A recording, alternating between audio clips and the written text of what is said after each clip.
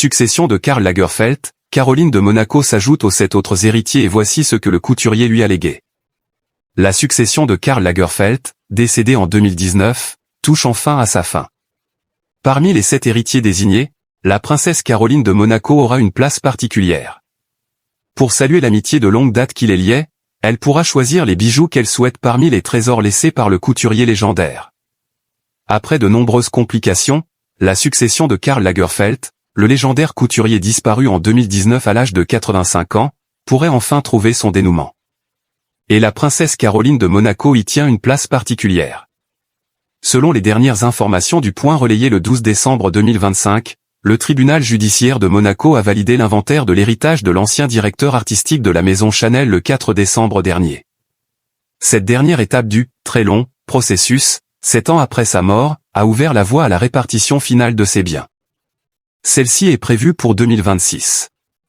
Le testament du père adoptif de Choupette, conservé chez le notaire monégasque Maître Ray, désignait 7 bénéficiaires. Parmi eux, Baptiste Giabiconi, mannequin et ami proche du couturier, Sébastien Jondeau, garde du corps et collaborateur fidèle, Virginie Viard, directrice artistique de Chanel depuis la disparition de Lagerfeld, Sophie de Langlade, proche collaboratrice et confidente, Caroline Lebar, amie personnelle et également confidente de longue date, ou encore Amanda Harlech, consultante artistique et muse du designer. La princesse Caroline de Monaco, amie intime du couturier, bénéficiera également d'un privilège spécifique. Elle pourra en effet choisir les bijoux qu'elle souhaite parmi les trésors laissés par le Kaiser de la mode. La relation entre Karl Lagerfeld et la princesse de Hanovre était sincère et profonde. Ils se sont rencontrés pour la première fois dans les années 1970, lorsque Caroline n'avait qu'une dizaine d'années, à l'occasion d'un shooting pour Vogue organisé dans l'appartement parisien du couturier. Leur lien s'est renforcé dans l'adversité. À la fin des années 1980, Jacques de Bachet, le compagnon du couturier, malade du sida, s'est fixé à Monaco. Il y passait une partie de l'hiver.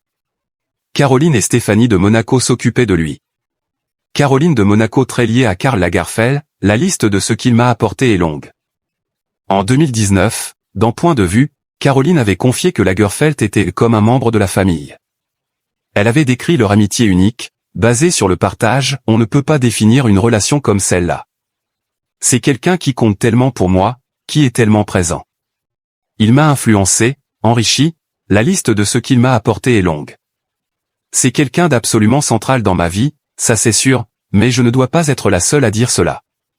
En 1995, également dans Point de vue, Karl Lagerfeld ne tarissait pas d'éloges à propos de son amie, muse et confidente. La princesse Caroline incarne pour moi la jeune femme moderne, la mère idéale et la princesse qui a sa place dans la vie actuelle. De toute façon, je suis un inconditionnel. Même s'il lui arrivait d'avoir tort, je crois que je serais capable de lui donner raison. Au-delà de l'admiration mutuelle, leur relation s'est exprimée dans des années de collaboration publique. Karl Lagerfeld fut le directeur artistique du fameux bal de la Rose, l'événement caritatif monégasque que la princesse présidait. Elle s'exprime également désormais dans cet héritage très symbolique, légué de main d'or à main d'or.